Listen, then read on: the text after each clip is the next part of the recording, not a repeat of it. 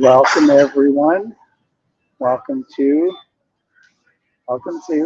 Monday morning mindset masterclass. Um, chuckling. Um, I'm chuckling because sometimes the best you plan, life happens and you have to change your plan, and that's become the theme of today's um, Monday morning mindset masterclass. Is rolling with the punches. Um, First off, my special guest, Shama Yunus, joined. Hope you're hope you're sleeping well, Shama. Shama's detained this morning and wasn't able to join us at this time, and so I'm hoping that she's able to join us at 11 o'clock Mountain Time. We'll try that. And but in the meantime, I'm here and I'm happy to be here on this rainy Monday morning here in Calgary. Um, Rain's not my most fun thing to experience, but there's an ancient saying: the rain falls on the good and the bad. And you know, when I was a child, I thought that meant bad things happened to everybody. But rain is also a blessing. Uh, Here in Calgary, we haven't had a lot of snow this year. This winter, we haven't had much spring snow, and we haven't really had much rain. So our farmers, who we depend on for grains and cattle, all the things that support our local economy and feed us, we need the rain. So happy for the rain today.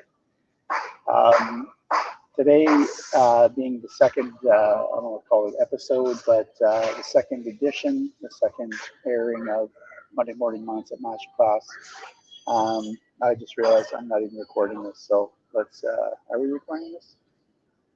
Maybe, oh, we are recording. Okay, awesome. See, I'm learning as I go here. Um, Learning as I go, and so that was ready to go into the punches. Um, so anyway, where was I? We are recording, and yeah. So I want to just introduce uh, the three key principles for me that why I wanted to set up this mindset masterclass. And I'm just gonna leave my thought there. So I just want to introduce those as a general overarching theme for my perspective on mindset and why I wanted to do the masterclass, and encourage you to tune in weekly. Number one, so the three key principles for mindset in my mind are: number one, your mindset matters. Number two, invest in yourself, and mindset is a key part of investing in yourself. And number three is take one action. So I guess you could say those are key principles for me generally in life and in my coaching business and how I approach everything I do. Your mindset affects how the day, the week, the month, the year, your life goes. It's not the only determining factor, but it's a major factor. There's been lots of studies about that, and we'll dig into some of those in future editions of Monday Morning Mindset Masterclass. But for now, I just want to flesh out these three things a little bit. Your mindset matters because resiliency matters. Talking about rolling with the punches is a key ingredient of developing resiliency, being a resilient person. And so let's unpack that a little bit. So your mindset matters, right? Your mindset matters because resiliency matters. I believe that we should each be conscious and conscientious of our mindset, and be conscious and conscientious about how we start our day, every day, how we start each week, even how we start each month. The months seem to blend together and kind of come upon us a little bit more automatically. Um, but and then of course your year, which we seem to reflect on at least around New Year's Eve. So But we need to be conscious of our mindset every single day. And you don't have to be. I have a colleague and one of my coaches who is known for his 5 a.m. challenges, right? So getting up at 5 a.m., doing some breath work, doing some meditation, setting your mind up right for the day. And part of the principle of that is that you shout out to Josh Brock. Um, part of the mindset of that is, if you get up at 5 a.m., you set your mind right, you get your body sort of, not sort of, you get your body aligned with, your mindset, and you get everything in one package going in the right direction, in the direction you want for the day. Between that and when most people start their day at 8 or 9 o'clock, or the work day especially, you're already half a day or more ahead of them. Probably more because you've had less distractions at that hour of the day and less people around you distracting you. Um, so that's great. I love that. Um, Having said that, you don't have to get up at 5 a.m. or 4 a.m. or 6 a.m., whatever, to necessarily be mindful of your mindset and mindful of your day and start your day off right. If you want to and you do that, and you can do that, great. If you want to challenge yourself to get up earlier, great. Do all those things, but it's not a requirement. So you can wake up at whatever time you wake up, take 10 seconds, 30 seconds, a minute, an hour, laying in bed, just before you get out of bed, just processing for a moment, for a period of time, what kind of day you want to have and where your mindset is at and where you want your mindset to be and how you can start to shift that. So I want to just tell a little story here on that. Yeah, and the other point on that is, we'll get to this in a minute when we talk about actions. But you can start today. You can start right now. If you need to mute this right now or pause it if you're watching replay, and just take a minute, 30 seconds, 10 seconds, and just say, what is my mindset right now? What am I thinking about? What's my attitude? What's my perspective on the day ahead, on what I see in my calendar or what I expect to happen today? What am I thinking on that? Where am I at right now? And just be conscious of that. If that's all you do, that's the best first action to take. Just do that. If you can go from there to think, what's next? Like, okay, here's where I'm at. Here's where I want to be at the end of the day. Looking back, right? What do I need to shift in the way I think about what's going to happen today in order to make that more likely? And you'll find if you take that second step, you're much more likely to achieve that end of day satisfaction that you're looking for from your day. But I just want to tell a quick story about this. I've been studying story lately, so this won't be the best version of the story that I tell, but just to kind of illustrate this sort of thing, hopefully for you. So I used to have I'm just going to have a quick look over here. Okay, perfect. Back here. Sorry, multitasking here because I'm trying to gauge who's actually, how many, not sorry, but how many are starting to attend these live. So just had a peek over there. So what I want to say is, growing up, I grew up in a very, what at least felt like a very religious, it was actually a very religious family. And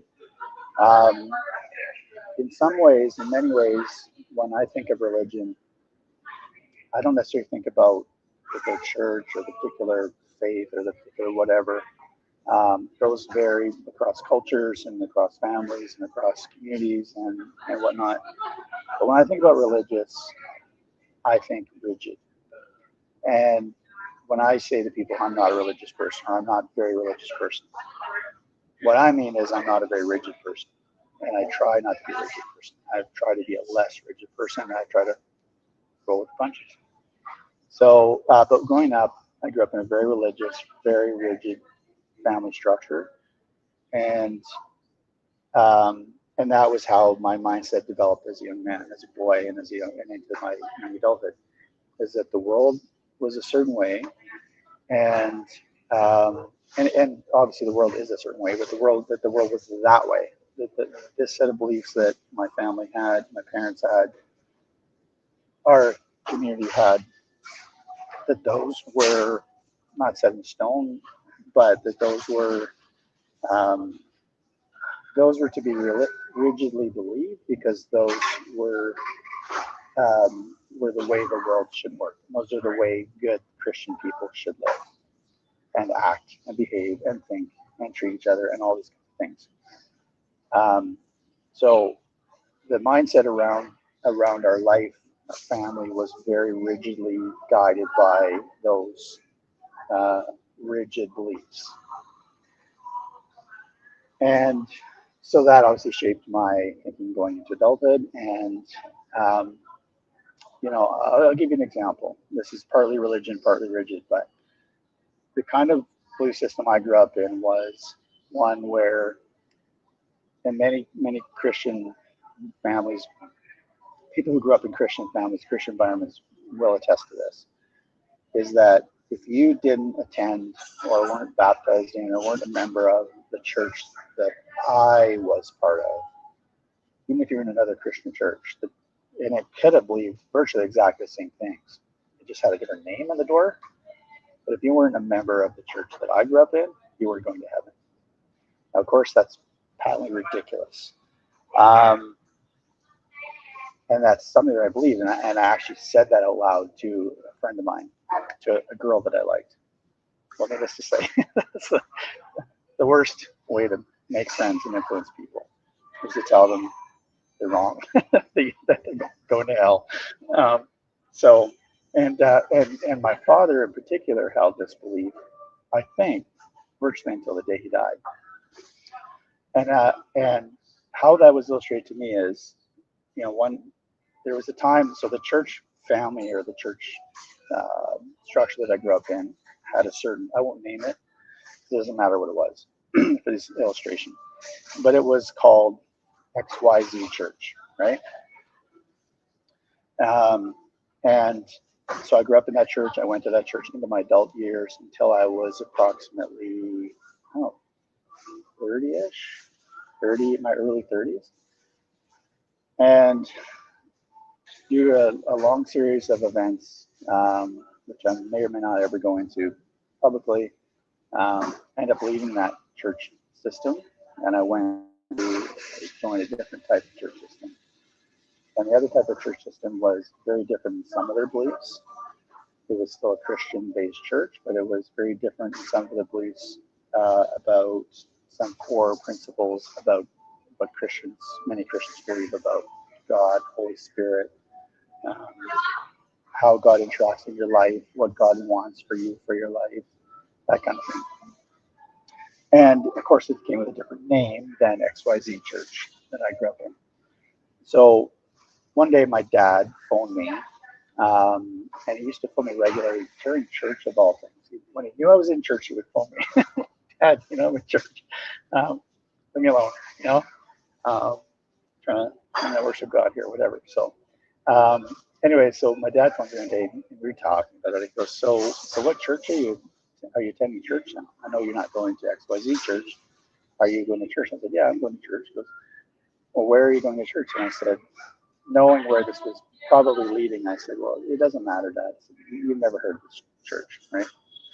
And he goes, tell me where you're going. And I said, it doesn't matter. Like, I was trying to graciously, not deflect, but I didn't see any value in continuing down that line of conversation. So I tried to change the subject and tried to halt it off. Anyway, he pressed on, and I said, well, I'm actually going to ABC Church, we'll call it. His immediate reaction was, in Scripture, there's only 3 names for churches approved in the New Testament. And if you're not a member of one of those churches with one of those names, it's not a legitimate church. And I was like, Dad, A, that's not true. Based on my growth as a person, as a human, as a Christian, I said, that's not true. First of all, none of those names are set in stone as anywhere in Scripture where it says, you have to call your church by this name or this name or this name, or it's not legitimate. It doesn't say that anywhere. That was his perspective. And secondly, I said the name of the church is just its brand. It's part of its brand identity. We want to be identified in this way, so we call ourselves ABC Church, XYZ Church, DEF Church, whatever. So I don't know for sure, because it was a very uncomfortable end of the conversation, and I probably cut it off at that point. But the point is, well into his adult years, he was 71 and almost 72 when he died, and this was probably when he was 65, late 60s. So from his very early life through to very near or to the end of his life, he held that very rigid belief about, the name of the church that you go to matters. And so I've had to, as I expand my mindset and as I learn and grow as a human being and in every aspect of my life, it became clear to me that sort of belief system, that rigid way of thinking things, was no longer served me. It probably may have served me at a certain point, but it didn't serve me as an adult in my current lifestyle. So, in life reality, what I know about the world, and what I've learned about, or believe I've learned about God. So that's just one example. There's things like that in our lives that we take from childhood into adulthood, and we hold on to them for certain reasons. We hold on to them sometimes because it's comfortable, sometimes because we don't know of a different perspective or different way to look at things or think about things or approach things. So we fall back on what we do know.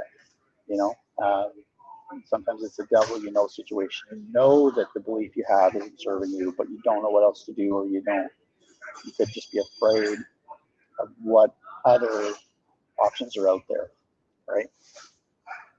So, I want to encourage you to think about the beliefs that you do have and mindset that you do have, because your mindset comes from your belief system, right? Think about the mindset that you have. Think about the things you believe. Think about the things you're super rigid on. You can make a list, right? Here's what I rigidly believe. This is 100% true. I don't care who says different. I don't care what. I know in my mind, I know in my heart, this list of things are 100% true. It will never change. Okay, write those down. Now, write down things that you're pretty sure are true, but you're not 100% true. Like 95, 99%. Maybe I think they're true. I don't know why they wouldn't be true. Makes sense that they would be true, but I'm not 100% sure. It could be anywhere from 99 to 51%. Whatever. You're not 100% sure they're true, but you believe them and you act upon them. You act as if they're basically true for now. Any version of however you want to word that, write that down as a separate section, separate list. And then a third list, and this can all be on the same sheet of paper, different sheets of paper, however much paper you need to write each one. But the third list, make that list things that I'm pretty sure are not true, but I like them. I want to believe them. They seem to serve me, or I like the way that they serve me at this time. But I have no idea. Like they could not be true. They could be true. I have no idea. I really not clue. And then, if you want, take a list of things. Make a fourth list, and this is a list of things you're like, I'm pretty I'm certain these things are not true. I'm certain of it. Like I'm 80 to 100% certain these things are not true. And just look at those lists, okay? Compare them. Like think about, circle it or star it or whatever, however you want to do it, underline it. Anything that's in that first list that didn't used to be in that first list, right? So I don't want to presuppose what might be on your list. But for me, and it's okay if you don't believe this. It's okay with me if you don't believe this. Okay, so let's say that. But for me, on my 100% true list, is 100% true. I believe it's 100% true that there is a God who created the universe. All the other details about the universe, science, religious teachings, all these other things, I'm less certain about those things. But I do believe that one thing to be 100% true. Other things like, and so there's things like that for me that have moved into that list as I grew up and as I matured as a human and as I've grown as my faith. I'm more and more certain. I don't know if I can be more than 100% certain, but I'm 100% certain that is true, and that'll never change for me. And there's things that have gone into that category as I've grown in life and matured and went through life and experienced and realized I was naive about this, I was naive about that, and but there's other things that I used to think were 100% true. For example, when I said to this girl that I liked in junior high, I think it was, maybe elementary school, when I said, if you don't go to the same, your church has the wrong name and therefore you're not part of the chosen, you're not going to heaven, right? I used to believe that was 100% true. I don't. That's 0% true, right? That's 100% false to me. So, just for an example, right? So there's things that move up and things that move down that percentage of certainty or rigidity of belief. And I just want you to look at, first of all, just identify what moved from one category list to another list, up or down, however you want to categorize it. What items in there have maybe always been in that category versus what things have moved into or out of that category, right? Just look at that. Just think about that for a minute. Like, okay, well, what caused that to go up or to go down in certainty? And it might have been a trauma. It might have been something really good. It might have been something amazing, exciting, happy, positive, and caused that to move up or down. I think something really terrible that happened to you or that you were experienced that caused that shift. So just be aware of that is the first thing, right? So being aware of what you have in these different categories and being aware of what things have gone up and down at different times and being aware of what caused or led or inspired those to go up or down. And just that awareness in itself is something that can really help you to be less rigid about things that don't serve you and more rigid about things that do serve you.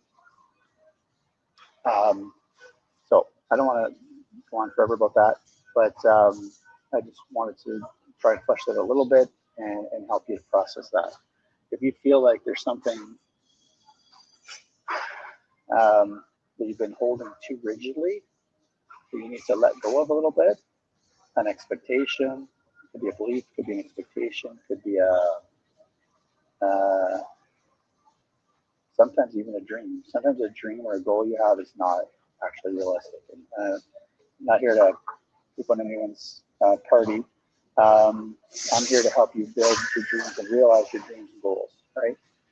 But sometimes our goals and our dreams don't actually serve us, and we hold rigidly to them, thinking, no matter what, I have to hold to this. This is part of my identity. This is who I am. But it's not actually serving me, right?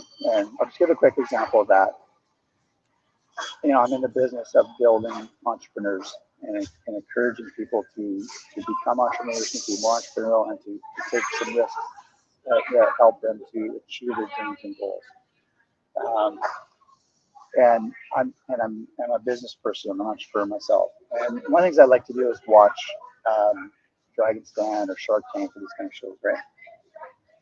And it always, it's always so clear to those of us watching and to the dragons or the sharks when someone comes on and pitches to them and says, I have this great idea. This is my product. I've got all these you know, all these things I've done. I've done this. I've built this. I've done this. I've done it. And I want my business. I think it's worth $5 million, and I want, I want $1 million for 20%, right? And the sharks go, okay, well, how much have you invested? How long have you been working on this? And I go, well, I've been working on this for 10 years. I mortgaged my house. I got divorced over this. My wife left me, or my husband left me. I put everything into this. This is my passion. This is going to be great. And I go, okay. And dollars. Okay, well, I've invested, $2 million in this idea. Okay, great. Okay. And what are your sales? Oh, I haven't sold anything yet. What? Okay, so, someone who's gone through all those things for their rigid belief that their idea is a slam dunk, going to make them, realize all their dreams and make them the happiest person in the world, and they've sacrificed everything, every penny they have, their family, the kids won't talk to them, there's whatever, and they've done all that and haven't verified, validated that anywhere along the way that besides their own passion, that there's actually a need or a desire for the product. That doesn't mean you can never have that level of focus or never have that level of commitment and succeed, right? There are stories out there.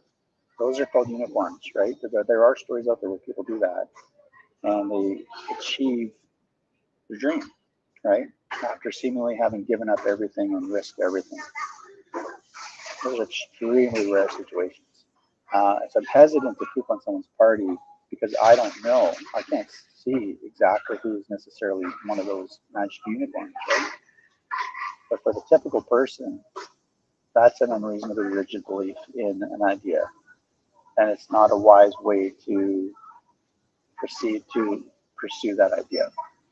So, there's ways to, and we'll talk about this in future masterclasses, but, as soon as possible and for as little money as possible, as a side note, you need to try and validate demand for your product and your ability to deliver on that demand.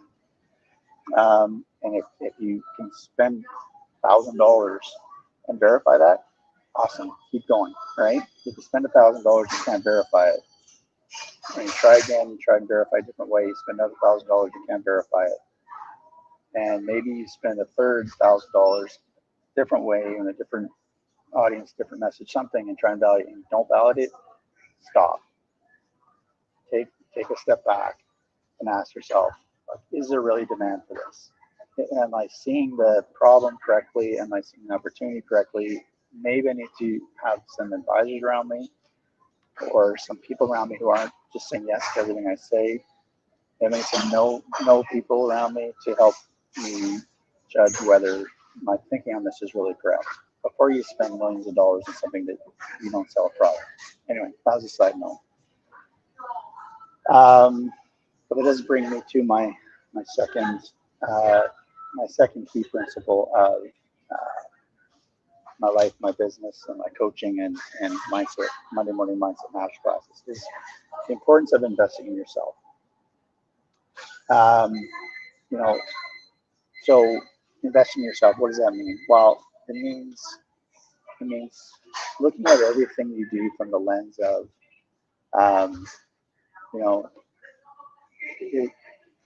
what's the return here? Like, for example, you can invest in a course, right? Invest in a course to take something or do some action to learn something, right? And that's investing in yourself. It absolutely is, right? If you do the course, right? Meaning the world is filled with people with dreams and goals and visions for their life that they buy a course. Someone promised them, if you take my course, you'll become this millionaire. You'll live, happily ever after. They buy the course, and then they don't do the course, right? Now, I have some theories about why that is, and I'll probably get into that in a video that I may chop up for publishing later this week. But the right step is to invest in yourself, and one way you can do that is to buy a course, invest in education, training, coaching, whatever it is. But once you make that step of making that investment, you have to follow through with doing the course. Even if the course isn't, you know, isn't the best version of that education out there, you invested in that, you made that decision, follow through with that, and get the most you can out of that investment you did. Let me take a different example here, take a different path. Investing in yourself. Okay, so I had a client. My first client is as a financial advisor. My very first client, he was a friend of mine, and he brought over all his life savings to me to manage for him, and for my guidance on how to maximize and protect his wealth, so he could have his dream retirement.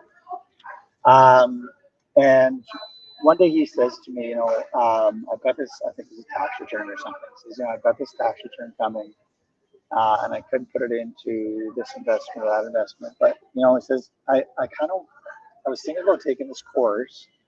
I think it was Dale Carnegie, something about, I don't know all the Dale Carnegie courses, but it was one about like communication or public speaking or something about, something that would help him basically level up his skills in terms of relationships, relating to buyers, prospects, developing connections with who wanted to serve, and that kind of thing. So now, a lot of financial advisors might say, you know what, just Google that. Just Google that. Like, you don't need to go spend $4,500, $2,500, whatever it was, on this thing. You should invest that money. You've got a plan. Stick to your plan. You're actually behind. You need to catch up. So you need to put every dollar you can into your investments. You need to build that and build some momentum and right? And there's some truth to that for sure, because this guy was behind. He was well behind on his stated goals, right? And his investments that he chose, contrary to my recommendation, were super low performing investments. And he was investing out of fear, and he was, he was not maximizing and protecting his assets and his wealth and his chance at, at reaching his dreams. But here's what I said to him. I said, this sounds like a great opportunity for you. And I didn't say this out loud to him, but it was partly because I knew this particular guy was not a great communicator. He was not great interpersonally. And he was a consultant trying to build a consulting business. And you've got to have certain interpersonal skills and people skills in order to be able to succeed at that, right? And I said to him, absolutely, this investment of this money in this course, you take the course and complete the course, will be some of the best money you've ever invested. Partly because I knew that if he did that, it would make him, even if it made him 1% better at connecting with people and improve his interpersonal skills just by 1%, that he would be better at his job.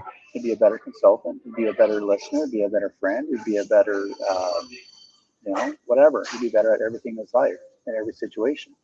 And this is something that he needed more than he needed the couple of percent he was going to get on his investments after fees. He needed to level up his personal game, so to speak, and become the best version of himself that way.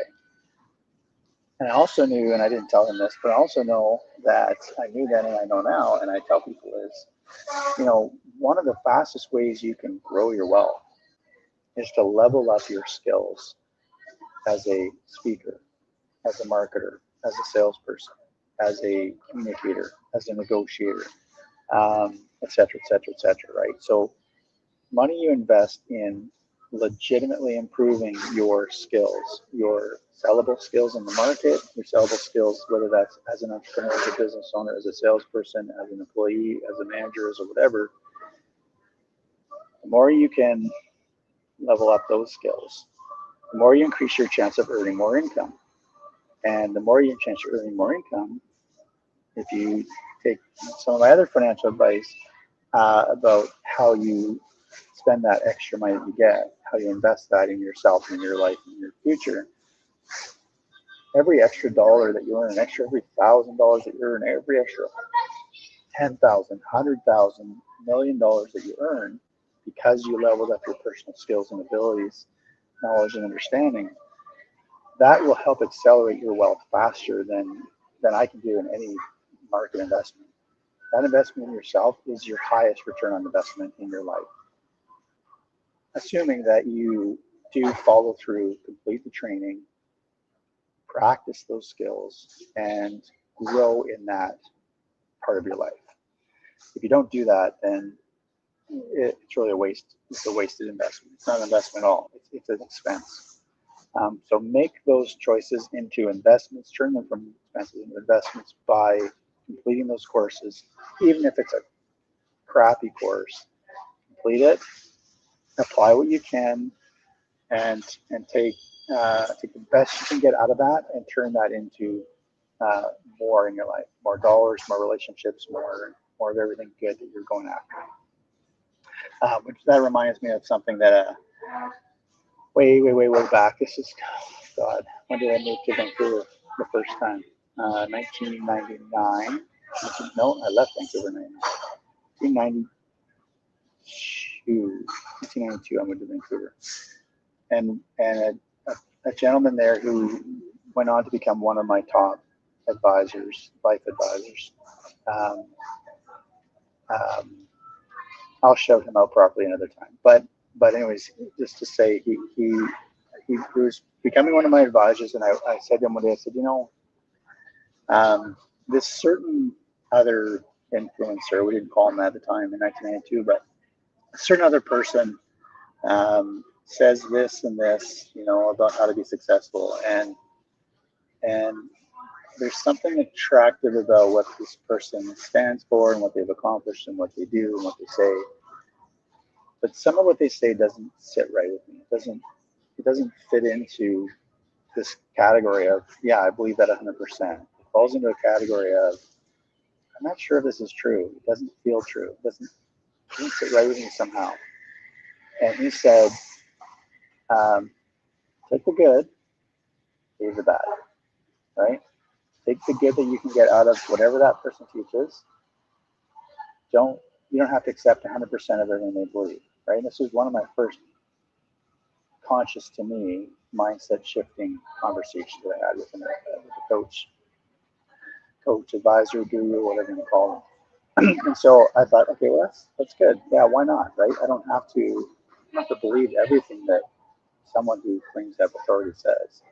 I can, I can take what serves me out of that, and I can just leave the rest, or put the rest aside for a later time, process it later. So,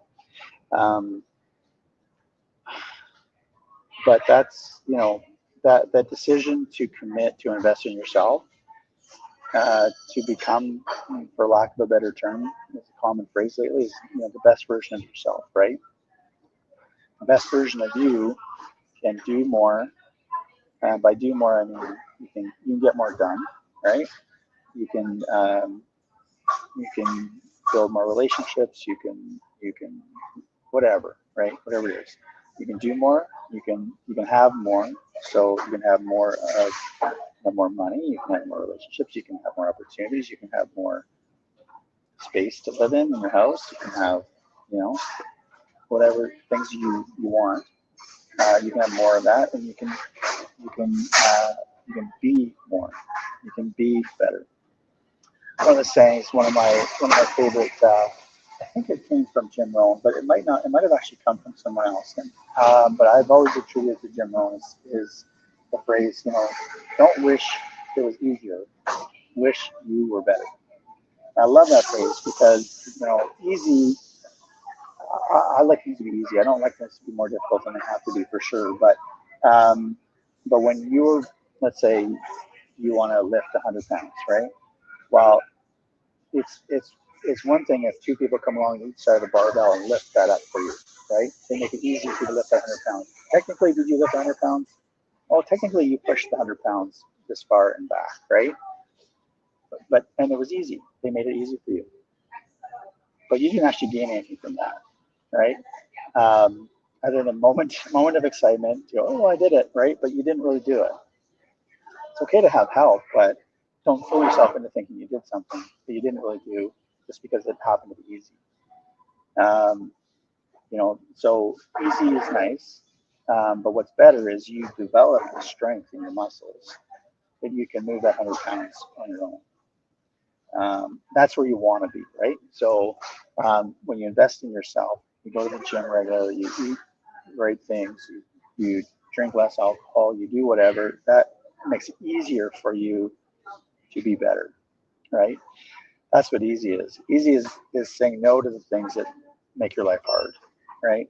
And it could be a relationship, it could be a job, it could be a community, it could be whatever. You might have to say no to this thing, this opportunity, in order to really develop into and be and have and do more things that are really, really important to you. So invest in yourself, right? Invest in yourself, follow through, learn what you can, take the good, leave the bad, or at least put the questionable to the side, come back to it later. And I've been talking so long here, I'm just going to change my slide a little bit there. So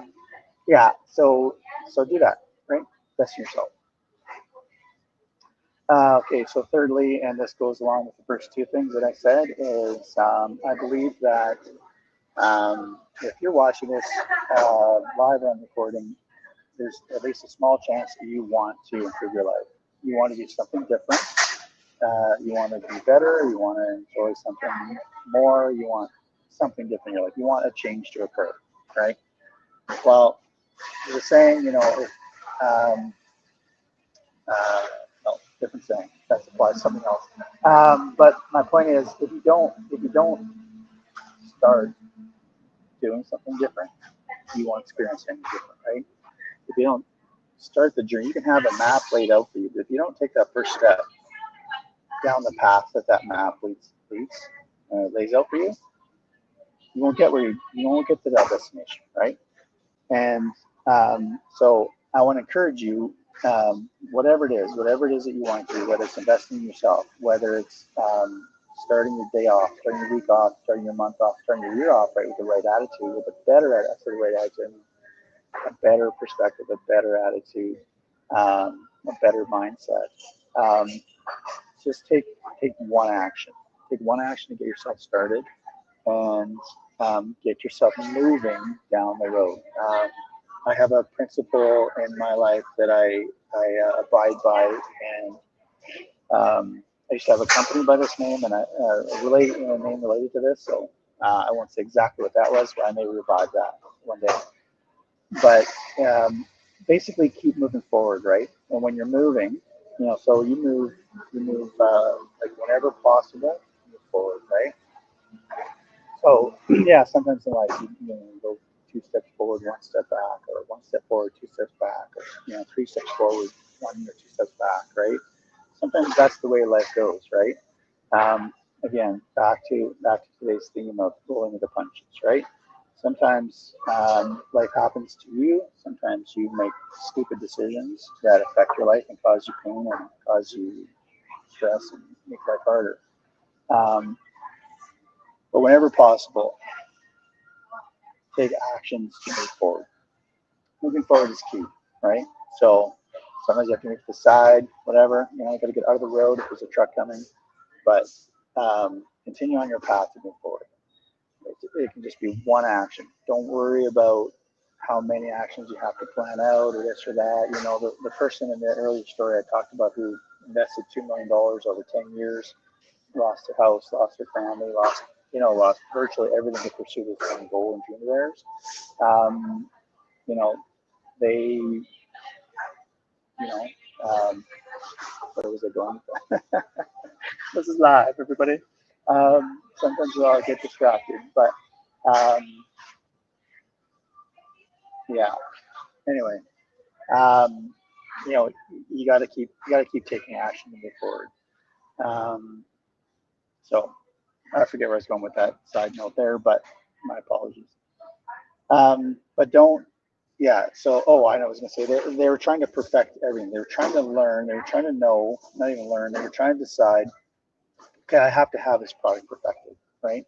Before I can go out there in the road. Clearly, this product, Monday Morning Mindset Masterclass, is not perfected, right? I don't have the screen on here that I want. I want to do something like this where, um, I have my face like a green screen sitting on somewhere like this, right? But I haven't figured out the tech to do that. So, but this is my second time, so that's okay. You don't have to be a master at technology, for example, to use technology to serve you and to use technology to help other people, right? Um, so, right, if I waited till I had learned all the software and had the perfect camera and the perfect microphone and the perfect studio, and I'm in a Starbucks right now. I was going to get to that in a minute, but I love Starbucks, right? But this isn't the preferred studio I wish to be recording this in, right? If I waited till I had all that lined up, I would never start. And when I did eventually start, I'd be behind the curve, right? I'd rather be ahead of the curve by 10 years and have an idea that's not yet ready for prime time, but will be one day, than to try to perfect something to the point where, and I've erred in this direction too, is try to perfect something, try to be so good at something and so whatever that you fail to launch, right? It's better to launch. And one of my partners in the cohort, and we did a bit of coaching with her on Friday, and I said, don't worry about it. Yeah, it's better if your video looks high quality. It's better if you're in a nice studio, but it doesn't have to be, and you don't have to start there, right? People who are there now didn't start there, right? Tony Robbins famously says, I lived in a van down by the river, right? Lived, past tense, right? But something about when you live there, you realize I've got to change something in my life, and look at Tony now, right? So it's okay to start, simply start humbly, but start, right? Just take one action, take one step, right? And a great example of that is if you're thinking, oh, I need to do some videos. I need to do, Cory posts his videos, some of them every day, some of them whenever, right? I need to do that sort of thing. Like, but I'm just so afraid. I'm afraid I look dumb. I'm afraid I don't have the tech. I don't have the studio. I don't have this. I don't have that. I don't know how to do it, right? You've got on your laptop a camera, right? But some of the simplest and best advice I ever heard recently was, just turn your camera every single day on your laptop, and don't write down what you're going to say. Just turn your camera and speak and talk about anything. Just talk about, look over your calendar for the day, read an email, read a blog post, just whatever. Just get comfortable seeing and hearing yourself on camera, right? And pretty soon, like now, I have no qualms. You could walk up to me with a camera, and as long as you weren't trying to gives me something I didn't do, or ambush me into some BS thing, I'd talk as long as you want to talk with me. If you walked up to me with a camera and said, "Hey, we're live on camera. Can I ask you about this or that, or what did you eat for breakfast?" Or I'd talk your ear off, right? But it didn't used to be that way. So one day I'll show some of the first videos I had of when I started through my blog. And I found these videos the other day. I thought, oh my God, right? Hey, I look so young. But yeah, I had hair. See, I looked completely different, right? But I also didn't have any confidence, zero, like almost zero. I had enough that I knew I should do this and wanted to share something with the world. That it's something we're sharing, but the lighting was bad. The angles were terrible. There was no whatever. Sometimes no set decoration, nothing. So that was just the most sad version of a video, but I tried it and I started, and that was some of my starting points for what I'm doing today. So now I have experienced and accomplished so much more. I have more confidence, but it started with me taking that action way back then, right? So don't think that you necessarily are going to turn your camera and look and feel as comfortable as I feel I am, right? So anyway, So that's that. Yeah. Sometimes go back and look at those old videos of yourself or old photos. Oh my God, I've changed, And when you think about how you just change naturally, you will change naturally, just as life happens, right? You age, whatever, typically, right? Women age a certain way visually, men age a different way, vir- virtually. Brain just lost it there, but men age a certain way, women age a certain way, right? You don't look the same as you when you were 10, right? Unless you're still 10, right? But we change, right? We change naturally through life. Why not consciously change, right? And how you consciously change and constantly affect improvement in your life and achieving or receiving or experiencing new and better things is you take action, right? You can consciously affect that change by taking action. So don't worry about all the action you have to take. Don't worry about perfecting the system before you start. Be honest about where you're at, right? But just shouldn't you just start it? Just get started. Okay. So I want to try and end this. We're close to the hour point here, but I want to talk about rolling with the punches before we go. So that was sort of an introduction. Not sort of. It was an introduction. I'm going to stop saying sort of. That's one of my things for life is stop saying sort of and maybe and kind of. Let's just be decisive and do it. But those previous was my 3 key principles, right? Again, your mindset matters, and it matters because resiliency matters. Resiliency matters because life happens to you, and sometimes because of you, and you've got to roll with the punches. You've got to figure out how to navigate that, and resiliency helps you weather storms, and it helps you break through when you need a breakthrough, right? Resiliency is one of the key things for that. So your mindset matters because resiliency matters, and you need to invest in yourself and truly invest in yourself. Commit to investing in yourself, right? And make that a priority for yourself. Follow through, invest in yourself, and on the actions you take to invest in yourself, complete those actions, right? And then, of course, to get started, actively making a different life for yourself, you got to take action. Just take one action, and then look and go, okay, well, what's the next action I could take? And it's going to look different than it did from back there. When you get 3 or 4 or 5 actions in, it's going to look way different than you could have imagined back then. But it's usually almost always better if you're conscious about the actions you take. So anyway, those 3 things. Now, going with the punches. I mentioned earlier, Shama couldn't join us today. That's okay. That's part of life, right? Part of the mindset of life is life doesn't always go the way you want. I'm sitting here in a Starbucks. It's not the way I want it to be. The thing today, just moments before I launched the live today, my internet went down. I was having trouble connecting. I had to reset everything. Thank God it's continued through this whole thing. But, wake up with a plan. I'm going to do this live recording. My guest Shama is going to come on, and we're going to share some amazing things and have a great conversation. And she's not able to join at that time. So that's okay. I continued on, and I did what I had to do, and I had some things prepared. And so I just shared that. So it'll work out fine from that perspective. I'm not stressed about it. I'm not worried about it. If we can sort of reboot here at 11 o'clock a.m. Mountain Time and have Shama join us for a bit, we'll do that. If we can't, we won't. And she'll join us another day. That's okay. That used to bother me. It used to, and one of those rigid beliefs I had is that, how people are supposed to do, and and what you expect of people. That was a rigid expectation, a rigid belief I used to have, and it would have really upset me. Would have thrown my whole day off. But not anymore. Yeah, I've grown to the point where I don't hold that kind of thing rigidly about other people. Life happens, right? Life happens. You gotta look after your health. You gotta look after yourself, and and that's okay, right? I'm not dependent on other people meeting my expectations for me to continue doing what I meant to do. So she'll join when she can join, and we'll have a great conversation, and we'll have more of those with her in the future. But right now, there's where we're at. So, you know, the other thing too, I play with different, you know, things like this here, right? I you know, I want to, I need to learn this thing.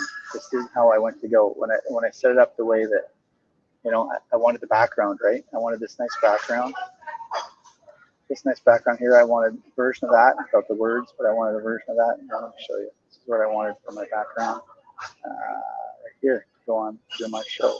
Or maybe, yeah, this one here. Not even that one. This one. This is what I wanted, right? And I wanted to have basically that be my background, cut around my face, like you see, you know, I wanted that to be not this window, the Starbucks.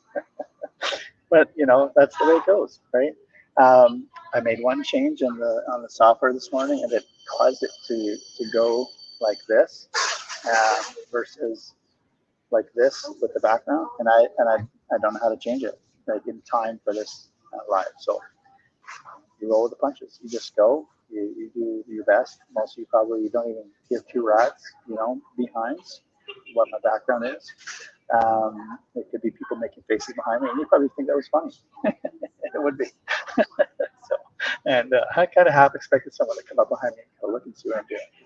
I've been talking for like an hour here all by myself in the Starbucks, but anyway, that's life happens, right? Like, don't be so rigid about what you expect your life to be, or for you to have or experience or whatever, that you don't have room for the fun parts of life to come in and surprise you. And life is so much fun if you're less rigid about things. I mean, I'm not saying don't believe anything 100%. I'm just saying in terms of your expectations, especially situations with other people, you know, let life happen a little bit. Let it be fun. Don't react. Respond to life happening in a way that serves you. And sometimes all you can do is sit and laugh, and just sometimes, you know, you fall on your ass, sit there and laugh, just laugh, you know. And I don't scream or yell or cry or blame you. Just sit there for a moment and laugh. As long as you're not in the middle of the street, I get run over, you know. But you know, sometimes you just gotta let life be. Let those waves, you know, come. You know, roll with those punches, right? Anyway, that's 10:01 here, Mountain Time, and I hope that this has been good for you. I hope that you appreciate the value of where I'm coming from here with my three principles. Lots of other principles that are key for success and a good mindset and whatever, but I try to keep it simple, and those are the three top ones that really come to mind for me. So I just wanted to share those with you, and it turned into also a conversation about rolling with the punches, which you had to do. We had to do today, and you have to do. So I'm going to cut it off here. I thank you for your time, and hopefully we can have Shama join us at 11 o'clock, and we'll see you then. Hopefully. If not, enjoy the restream. Oh, I did want to mention, I just got to add one thing here to, again, part of me learning this. I just wanted to put this on here. I want to encourage you just to reach out to me.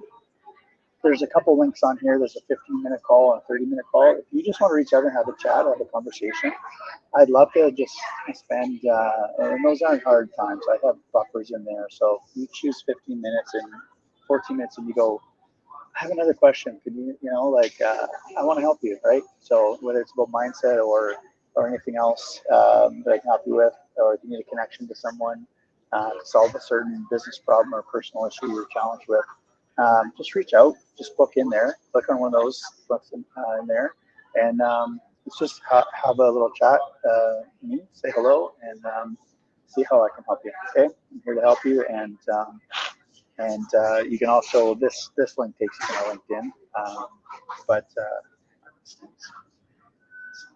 oh, should have cut off the recording. Anyway, yeah, just reach out. Particularly, I'll come back to this one. Reach out on my Calendly.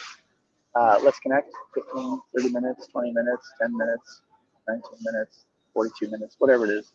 Let's connect. Let's have a chat, and let's see how I can help you. And great. Cheers.